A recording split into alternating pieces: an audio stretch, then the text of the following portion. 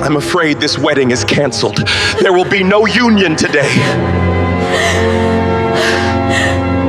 The feedback from the microphone shrieked through the cathedral, a jagged sound that made 300 elite guests flinch in their pews. Malcolm Kessler didn't just hesitate.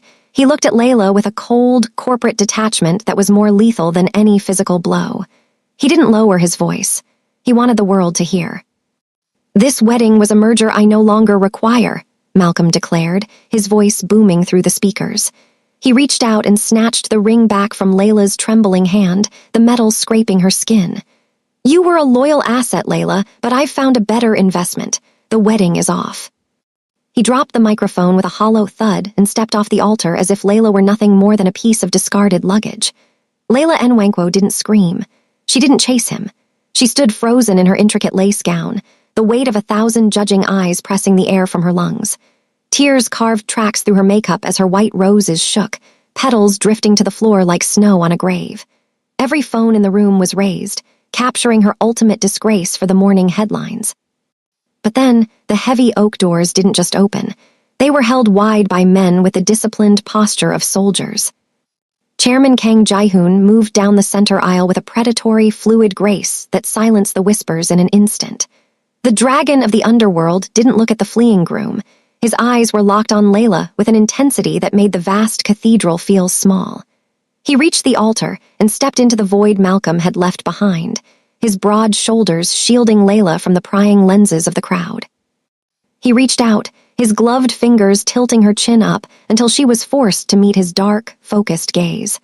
The dragon tattoo on his neck peeked from his collar, a silent promise of the violence he would inflict on anyone who dared to laugh at his expense.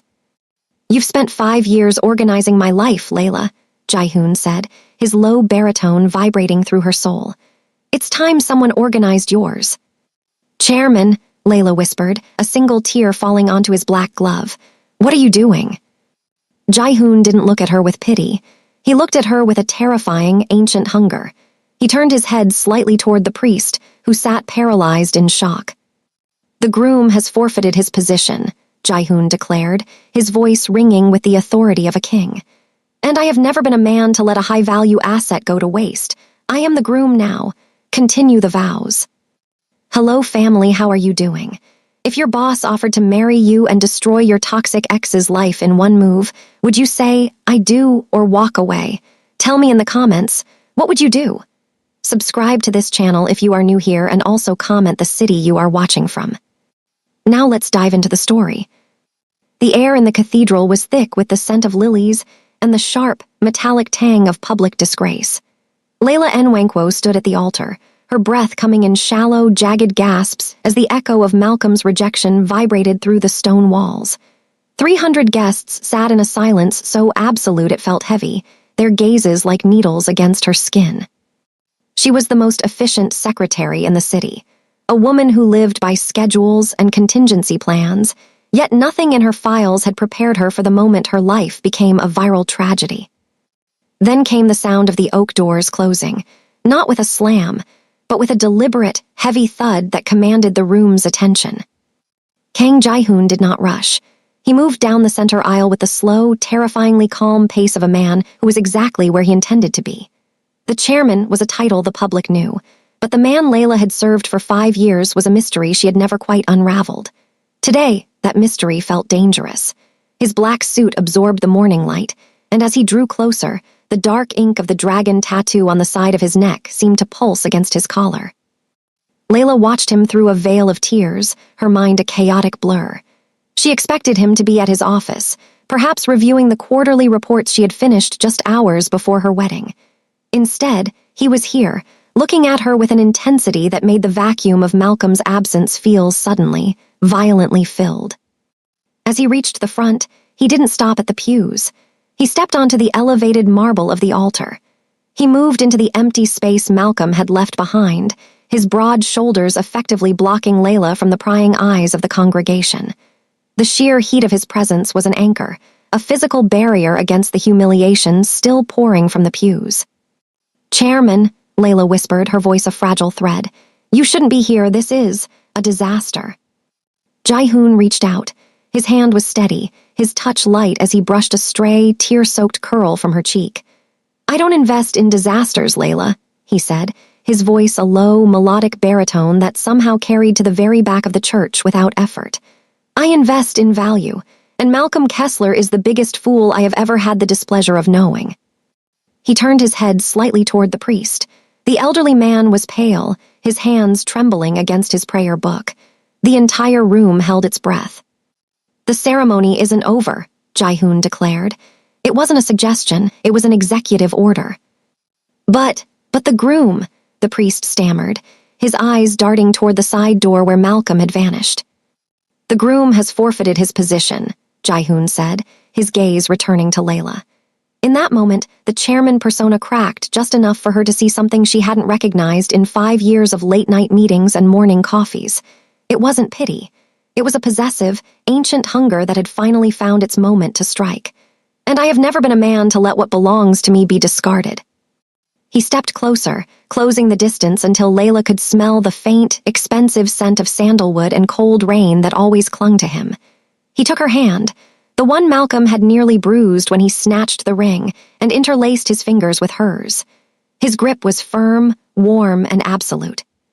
"Continue," Jai-hoon commanded, his voice ringing through the rafters like a bell. "I am the groom now, finish the vows." Layla felt the world tilt. She looked up into the eyes of the man she had called Sir for half a decade, the man whose secrets she guarded and whose coffee she made exactly the way he liked it. She saw the dragon on his neck, the cold steel in his gaze, and the silent promise of a protection so fierce it would burn the world to keep her safe. She had a choice: walk away as the woman the city pitied, or stay and become the woman the underworld feared. She didn't pull her hand away. Instead, she took a shuddering breath and squeezed back. "Proceed, father," Layla said, her voice finally finding its steel. The priest swallowed hard, looked at the dangerous man standing where a coward had been moments before, and began to read. But as the words of the ceremony filled the air once more, Layla caught a glimpse of Malcolm in the shadows of the vestibule. He had stopped to watch his handiwork, expecting to see her in ruins. Instead, he was staring at the man who had just taken his place, and for the first time in his life, Malcolm Kessler looked truly, deeply terrified. Jai-hoon has secretly loved Layla for 5 years while she was dadding Malcolm. Do you think he was waiting for this wedding to fail, or did he plan this all along? I want to see your theories in the comments. The transition from the sacred, echoing cathedral to the interior of the blacked-out Merced's limousine felt like stepping from one reality into another. The heavy door clicked shut with a vacuum-sealed hiss, instantly severing the sounds of the frantic media outside, the flashing bulbs, the shouted questions, and the spectacle of the year. Inside, the air was cool and smelled of expensive leather, and the sharp, clean scent of the chairman's cologne. Layla sat in the plush rear seat, her voluminous white lace gown overflowing in the confined space like a trapped cloud. Her hands were still shaking, the adrenaline of the altar beginning to ebb, leaving behind a cold, hollow ache of shock. Beside her, Kang Jai-hoon sat with his legs crossed, looking as composed as if he had just finished a routine board meeting instead of claiming his secretary as his wife in front of the city's elite. He didn't speak immediately. He reached into the cherrywood console and pulled out a leather-bound folder. He flicked it open, revealing the crisp, white parchment of a marriage certificate. There, in the dim light of the cabin, the names were already filled in: Kang Jai-hoon and Layla and Wankwo. "The priest signed his portion before we left the vestry," Jai-hoon said, his voice a low, steady baritone that vibrated through the quiet car. He didn't look at her, he was focused on the document. "All that remains is your signature." Layla looked at the pen he offered, a heavy, gold-nibbed fountain pen she had bought for him herself 3 birthdays ago. "Chairman," she whispered, her voice still thin and brittle. "Why did you do it? You didn't have to save me. I could have. I would have survived the embarrassment." Jai-hoon finally turned to her. In the shadows of the limousine, the dragon tattoo on his neck looked almost alive. "Survival is for the weak, Layla. I don't want you to survive. I want you to prevail." He leaned in closer, his presence commanding and singular. "You have spent 5 years anticipating my every need. You have protected my interests, managed my secrets, and stood by my side when men twice your age flinched. You are not a woman who deserves to be a footnote in Malcolm Kessler's story." Layla reached out, her fingers brushing his as she took the pen. The warmth of his skin was a stark contrast to the icy numbness in her chest. She looked at the line where her name was to go. For 5 years, her signature had appeared on memos, flight manifests, and non-disclosure agreements. It had always been the signature of an employee, a ghost in the machinery of his empire. Signing this meant something else entirely. It meant she was no longer the help. She was the partner. She was the shield.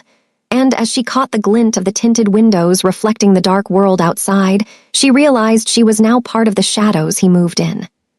"If I sign this," she said, looking him in the eye, "the professional boundaries are gone. I won't just be your secretary anymore." "You haven't been just my secretary for a long time, Layla," he replied, his gaze dropping to her lips for a fraction of a second before returning to her eyes. "You were the only person in this city I trusted. Now you are the only person I am bound to. There is no going back to the office on Monday to file my taxes." Layla took a breath, the scent of the white roses in her lap mixing with the leather of the car. She thought of Malcolm's sneering face, the way he had tossed her aside like a failed investment.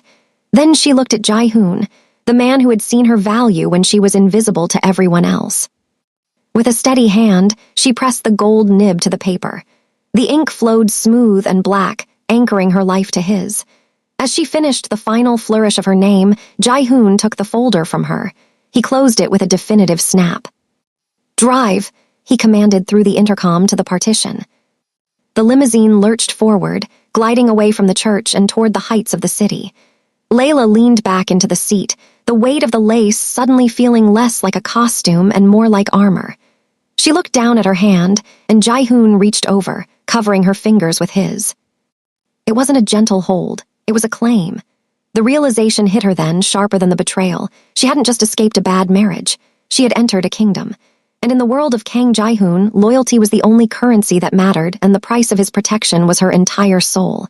She wasn't an employee anymore. She was a Kang. And as the city lights blurred past the blacked-out glass, Layla realized the dragon didn't just save his queen, he kept her.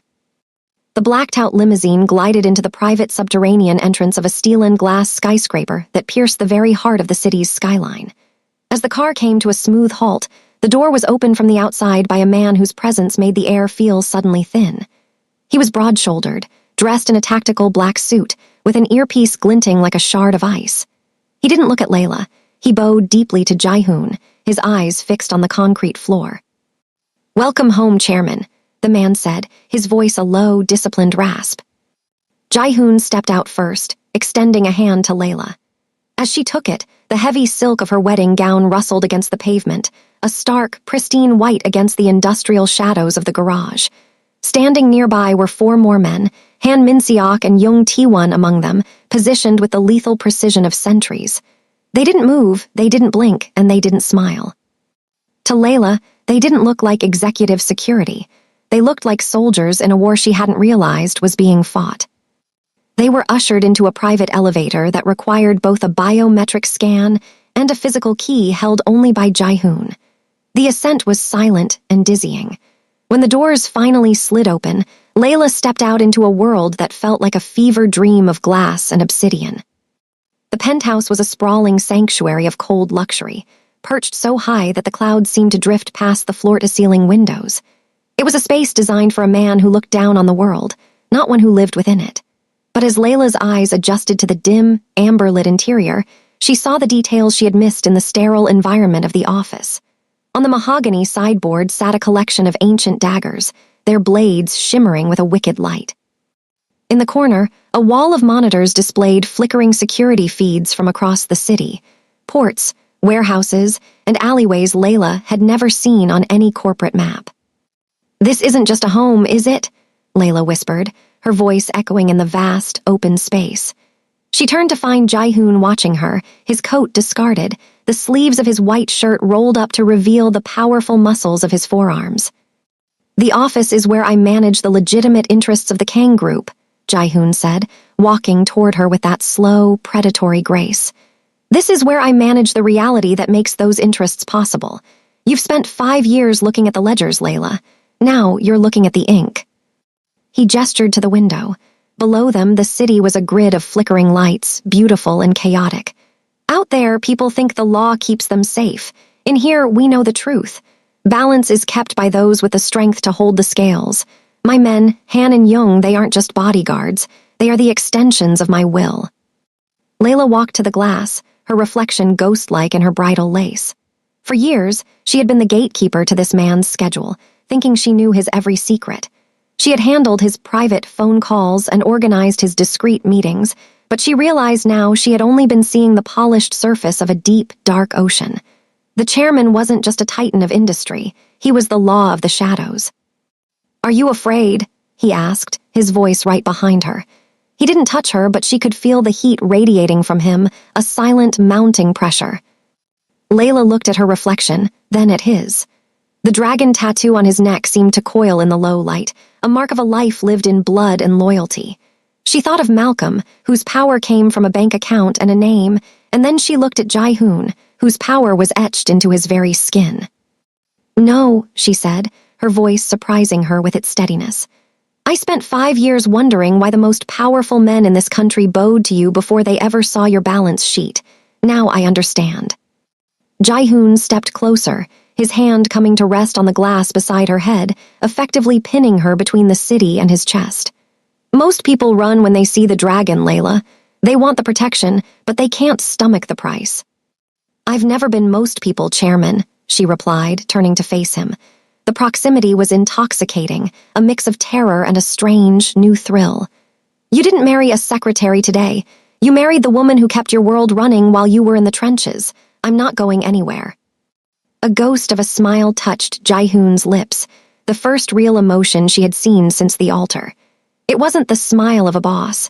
It was the look of a man who had finally found a partner who could look into the sun without blinking. "Good," he murmured, his gaze dropping to the ink on his neck before returning to her eyes. "Because in this house there are no secrets, only loyalty, and from tonight my enemies are your enemies. My world is your sanctuary, but it is also your cage if you ever betray that trust." As he walked away to answer a glowing red phone on his desk, Layla realized the contract she had signed in the car was far more binding than she had imagined. She wasn't just his wife.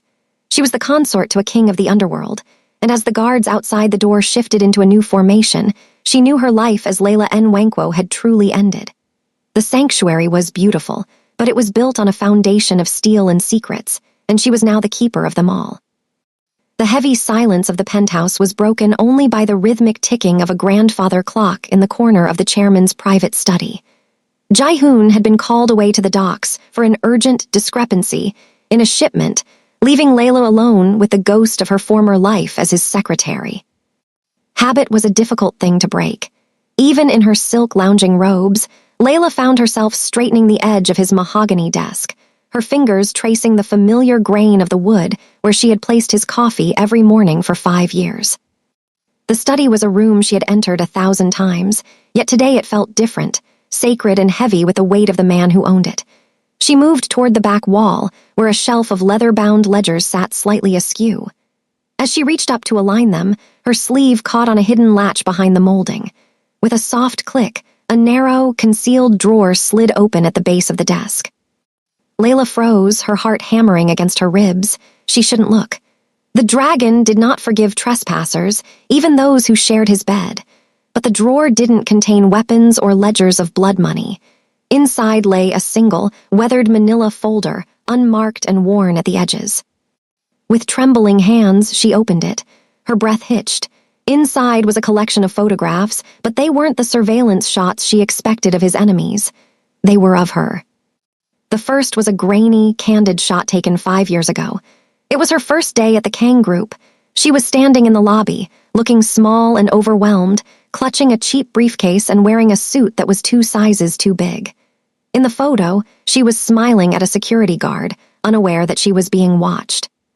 As she flipped through the stack, the realization hit her like a physical blow. There was a photo of her eating lunch alone in the park 3 years ago, a look of quiet determination on her face. There was a candid shot of her asleep at her desk during the grueling merger of 2024, a blanket draped over her shoulders that she had always assumed a cleaning lady had left behind. At the bottom of the pile lay a small, handwritten note on the back of a company memo. The ink was faded, but the handwriting was unmistakably Jae-hoon's, sharp, precise, and commanding. It was dated the week she started. She is the only light in this gray building. I will wait until she is ready to see the sun. Layla sank into his oversized leather chair, the photos scattered across her lap. She had spent 5 years believing she was invisible to him, a mere tool in his vast empire. She had convinced herself that his occasional lingering gazes were just him waiting for a report, and that his protective nature was merely about preserving a high-value asset. She had been so focused on Malcolm's loud, shallow promises that she hadn't seen the quiet, burning devotion of the man standing right beside her. He hadn't married her at the altar just to save her from embarrassment. He hadn't stepped in because he needed a wife for his image. He had stepped in because he had been waiting 5 years for an opening, waiting for the moment she would finally be free of the man who didn't deserve her. The sound of the elevator chiming in the hallway made her jump. She scrambled to put the photos back, but her hands were shaking too hard. The heavy double doors of the study swung open, and Jae-hoon stepped in, the scent of rain and gunpowder clinging to his black overcoat. He stopped when he saw her sitting in his chair, the folder open on the desk. His eyes, usually so unreadable, flickered with a rare flash of vulnerability before settling into a hard, focused stare. He didn't move. The silence between them stretched, thick and charged with 5 years of unspoken truths. "I told you there are no secrets in this house, Layla," he said, his voice a low, dangerous velvet. Layla looked up, a single tear tracing a path through the shock on her face. She held up the photo of her first day. "5 years, Jae-hoon. You've been watching me for 5 years." Jae-hoon walked toward her, his presence filling the room until the air felt heavy. He didn't apologize. He reached out and took the photo from her hand, his thumb brushing over her younger, smiling face. "Watching you was the only thing that kept me human, Layla. I watched you date men who didn't understand your worth. I watched you give your loyalty to a coward like Malcolm Kessler, and I waited." He leaned down, his face inches from hers, the dragon tattoo on his neck dark against his skin. "I was prepared to wait forever, but when he broke the heart I had been protecting from the shadows, I decided the wait was over." Layla looked at the man she had called Sir for half a decade, seeing him for the first time not as her boss, or even as her savior, but as a man who had loved her in the dark while she looked for light in all the wrong places. The fear she had felt earlier dissolved, replaced by a heat that rivaled the intensity in his gaze. "You're a terrifying man, Kang Jae-hoon," she whispered. "I am," he agreed, his hand coming to rest on the back of her neck, pulling her just a fraction closer. "But I am a man who keeps what is his, and now that you know, there is no going back to being just my secretary." The grand crystal ballroom was a shimmering cavern of old money and sharp secrets, the kind of place where reputations were built or butchered over a single glass of vintage champagne. For years, Layla Nwankwo had walked these halls 2 steps behind Jae-hoon, clutching a tablet and a schedule, a ghost in a sensible blazer. Tonight, the heavy gold and glass doors swung open, and the ghost was gone. Layla stepped into the light, her hand resting firmly on the sleeve of Jae-hoon's tuxedo. She wore a gown of midnight emerald silk that clung to her curves like a second skin, the fabric shimmering with thousands of hand-stitched crystals that caught the light with every breath. Her long, dark curls were swept back, revealing diamond chandelier earrings that grazed her collarbone, and her gaze, once lowered in professional deference, was now level and piercing. Beside her, Chairman Kang Jae-hoon moved with the terrifyingly calm grace of a king returning to his court. He didn't look at the crowd. He looked only at her, his possessive focus acting as a shield against the sudden, frantic whispers that erupted the moment they were spotted. "Deep breaths, Layla," Jae-hoon murmured, his voice a low vibration that only she could hear. "You aren't here to serve them anymore. You own the room." Across the floor, near the towering ice sculpture, Malcolm Kessler stood surrounded by a circle of investors he was desperately trying to impress. He was laughing at a joke, the picture of arrogance, until the atmospheric shift of the room caught his attention. He turned, his glass halfway to his lips, and the color drained from his face so quickly it was as if a ghost had walked over his grave. Malcolm's eyes bulged as he took in the sight of the woman he had discarded like trash at the altar. She looked radiant, untouchable. But it was the man standing beside her that made Malcolm's hand begin to tremble. He had known Layla worked for the Kang Group, but he had assumed she was a disposable employee. Seeing her draped in the Kang diamonds, held by the man known as the Dragon of the Underworld, sent a jolt of pure, unadulterated terror through his veins. Jai-hoon guided Layla directly toward the center of the room, cutting through the social elite like a blade through silk. As they approached Malcolm's circle, the crowd parted instinctively. The investors, sensing the arrival of true power, immediately fell silent, their eyes darting between the chairman and the trembling man in their midst. "Malcolm," Jai-hoon said, his voice smooth and cold as a winter morning. He didn't offer his hand. "I believe you've met my wife." The word wife hit Malcolm like a physical blow. He swallowed hard, his throat clicking in the silence. "Chairman," Layla, I didn't realize. "You didn't realize many things, Malcolm," Layla said, her voice steady and resonant.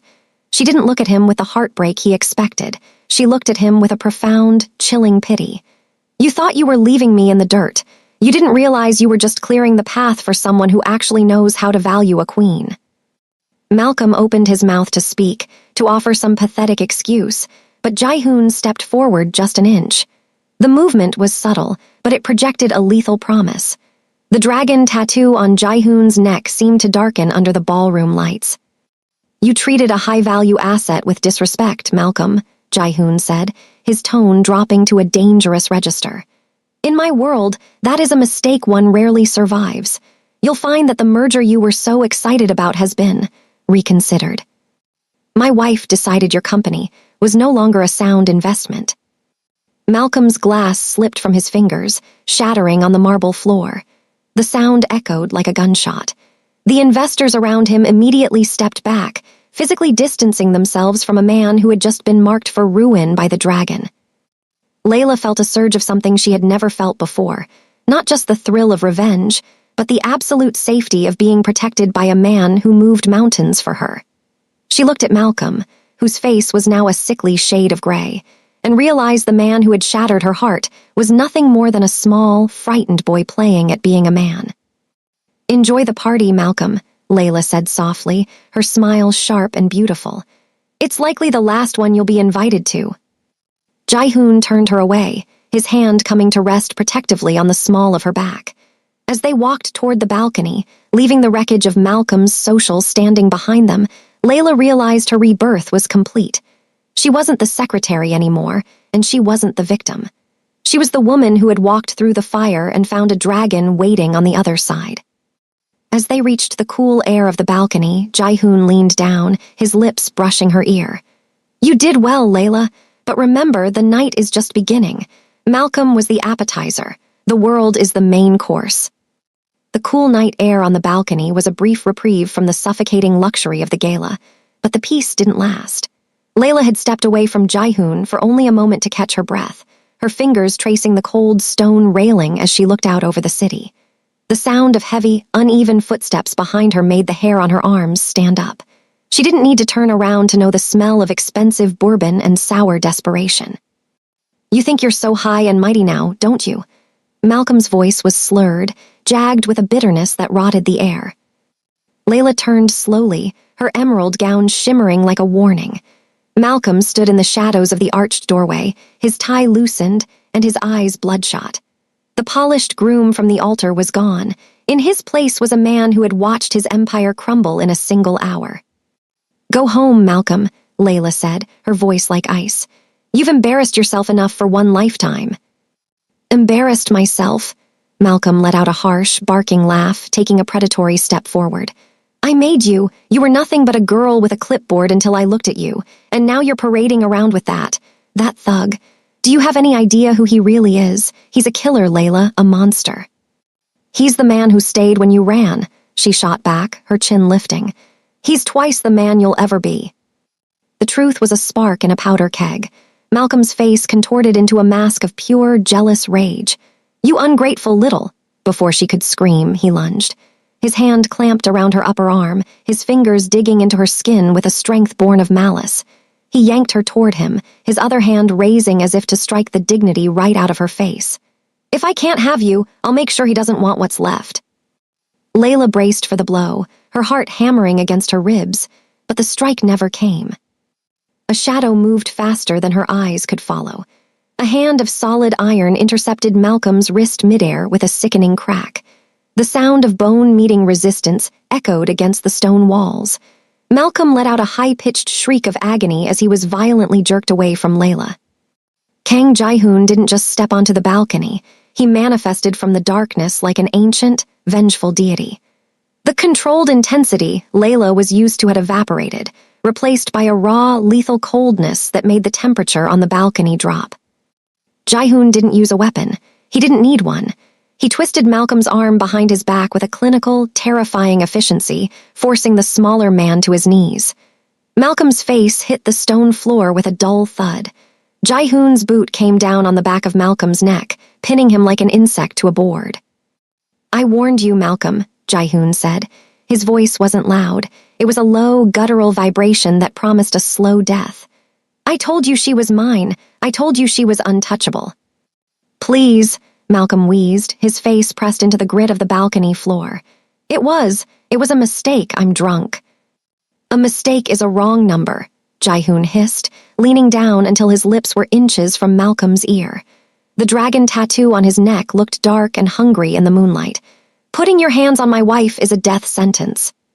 Jae-hoon reached down, grabbing Malcolm by the hair and slamming his head back against the stone one more time.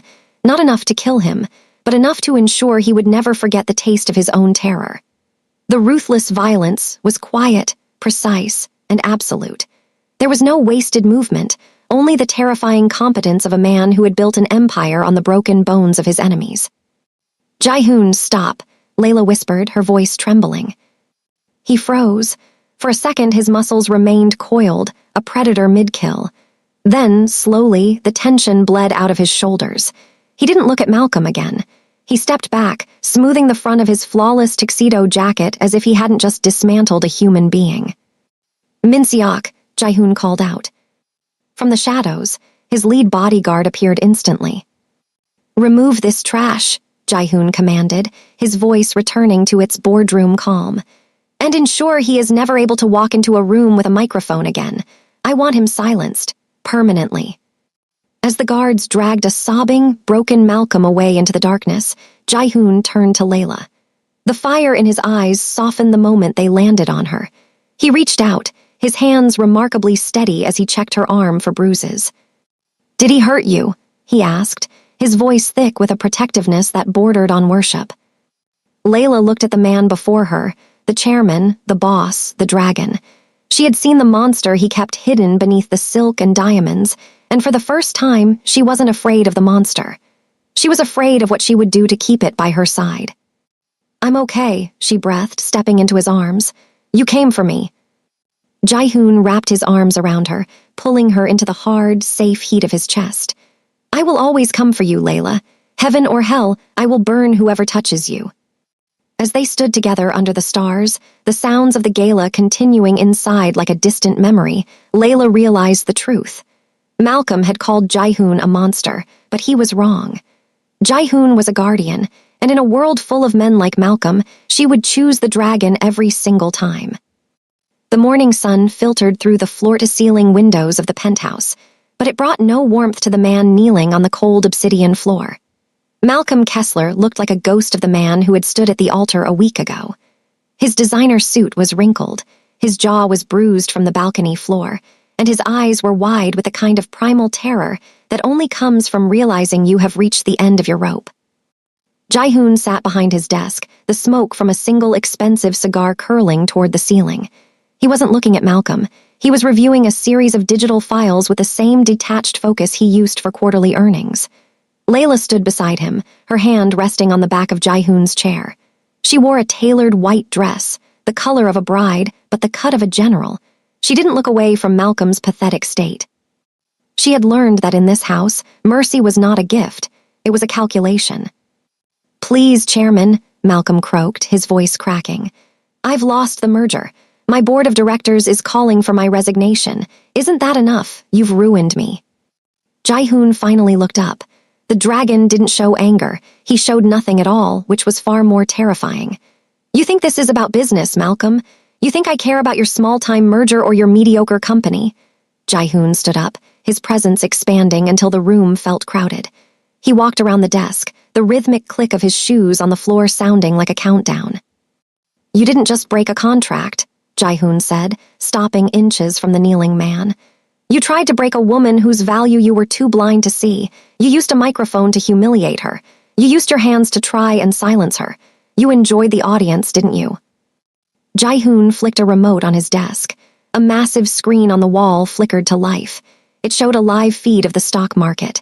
Malcolm's company ticker was in a freefall, the numbers turning a violent, bleeding red. By the time the markets close today, your family name will be synonymous with bankruptcy. Your assets have been frozen. Your properties are being seized to cover the hidden debts my team discovered in your books. You can't do that, Malcolm gasped, trying to stand, but a heavy hand from Young Tae-won slammed down on his shoulder, forcing him back to his knees. I can, Jae-hoon whispered, leaning down. And I did, but that is just the wealth. Now let's discuss the dignity. Jae-hoon turned to Layla. He wants to know if he's paid enough, Layla. What do you think? Layla stepped forward. She looked down at the man who had once been her world, the man she had stayed late to help, the man whose ego she had spent years inflating at the cost of her own. She felt no satisfaction in his pain, only a deep, resonant sense of justice. You called me a business mistake, Malcolm, Layla said, her voice calm and absolute. You wanted everyone to see me as the woman who wasn't good enough, so I've decided to return the favor.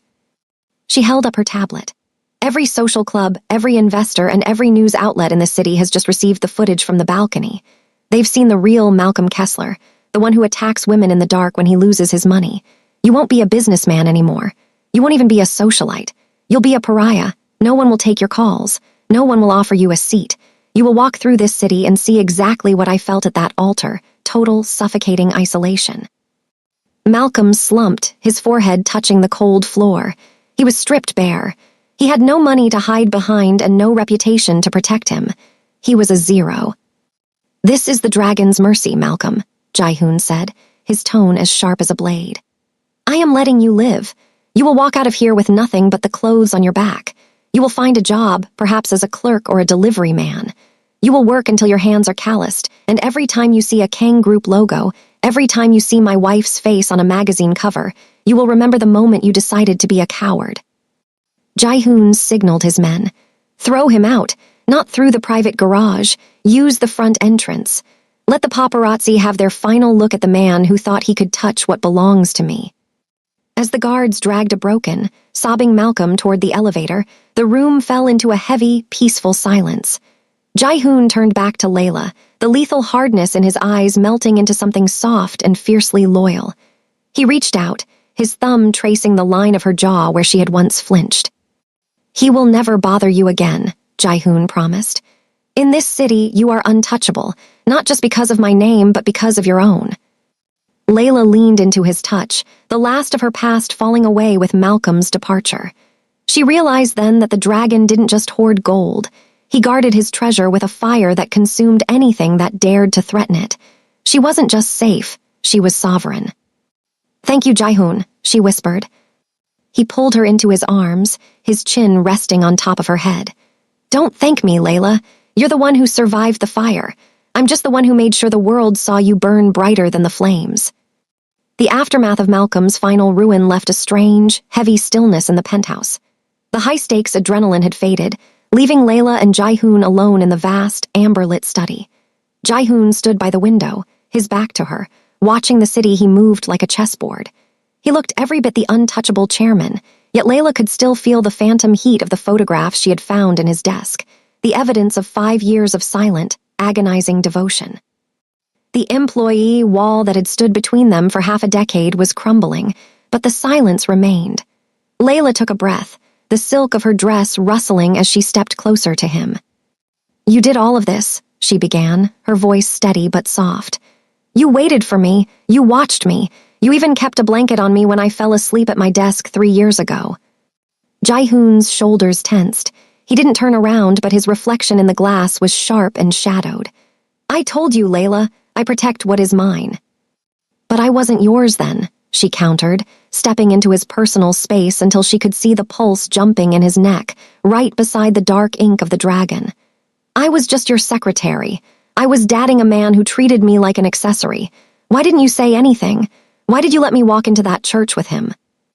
Jae-hoon finally turned, and the intensity in his gaze was enough to make her heart skip. The cold, calculating boss was gone, replaced by a man who looked raw, almost wounded by his own secrets. He didn't reach for her. He kept his hands clenched at his sides, as if afraid that touching her would break the last of his restraint. "Because I am a monster, Layla," he said, his voice dropping to a guttural, pained whisper. "Look at this house. Look at the men downstairs with guns. Look at the blood on the hands that would have held yours. I knew what I was. I knew that the moment I pulled you into my world, your peace would be over. You were light, and I was the thing that lived in the dark." He took a step toward her, his shadow swallowing her whole. "Every morning you brought me coffee. You smiled at me with a heart that was pure. I told myself that if I loved you, I would stay away. I would let you have your normal life with your normal fiancé. I thought that by staying silent, I was saving you from myself." Layla felt a tear escape, tracing a path down her cheek. "You thought Malcolm was saving me. He was destroying me, Jaehoon. He didn't see me at all. You were the only one who actually looked." "I looked too much," Jaehoon groaned, finally reaching out. His thumb caught the tear on her cheek, his touch surprisingly gentle for a man who had just dismantled an empire. "I spent 5 years in a self-imposed hell. I sat through board meetings listening to you speak, wanting to pull you across the table and tell the world you were mine. But I couldn't. I was your employer. I had power over your career, your livelihood. If I had spoken then, you wouldn't have known if you loved me, or if you were just afraid to say no to the chairman." He leaned down, his forehead resting against hers. "I wanted you to choose me freely, but when I saw him stand at that altar and try to strip you of your dignity, I realized my silence wasn't protecting you, it was failing you. I didn't care about the rules anymore. I didn't care about the scandal. I just knew that if I didn't step in, I would lose the only thing that made me want to be a better man." Layla reached up, her fingers finally tracing the lines of the dragon tattoo on his neck. It wasn't a mark of a monster to her anymore. It was the mark of a guardian who had sacrificed his own peace to wait for her. The professional boundaries didn't just crumble, they vanished. "I wasn't afraid to say no to the chairman, Jaehoon," she whispered against his lips. "I was afraid to say yes to the man behind the desk because I didn't think I was enough for him." Jaehoon let out a shaky breath, his arms finally winding around her waist and pulling her flush against his chest. "You were always more than enough. You were everything." In that moment, the vulnerable surrender was complete. It wasn't just Layla surrendering to his world, but Jaehoon surrendering his heart. The dragon had let down his guard, and for the first time in 5 years, the secretary and the boss were gone. There was only Layla and Jaehoon, two souls finally speaking the same language in the quiet of the night. 1 year had passed since the day the cathedral doors had closed on Layla Nwankwo's old life, but the woman standing on the terrace of the Kang estate was unrecognizable from the heartbroken secretary who had once clutched a bouquet of dying roses. The city lights twinkled below like a carpet of diamonds, but tonight, they weren't the focus. Tonight, the world was silent, save for the soft rustle of the wind through the gardens and the steady, rhythmic heartbeat of the man standing behind her. Layla wore a gown of pure, liquid gold silk that shimmered under the moonlight, a gift from a husband who no longer saw her as an asset to be managed, but as the soul of his empire. There were no flashing cameras here, no prying eyes of the social elite, and no whispers of scandal. The only witnesses were Han and Young, standing at a respectful distance in the shadows, their presence no longer a sign of danger, but a familiar comfort. Jaehoon stepped forward, his reflection catching in the glass doors. He had discarded his tie, his black shirt open at the collar to reveal the edge of the dragon tattoo that Layla had come to know as intimately as her own reflection. He didn't approach her with the cold authority of the chairman. He moved with a quiet, reverent hesitation that belonged only to her. 1 year ago, "I gave you a ring because I couldn't stand to see you empty-handed," Jaehoon said, his baritone voice grounding her in the present. "I gave it to you out of duty. I gave it to you to save your face." He reached into his pocket and pulled out a small velvet box.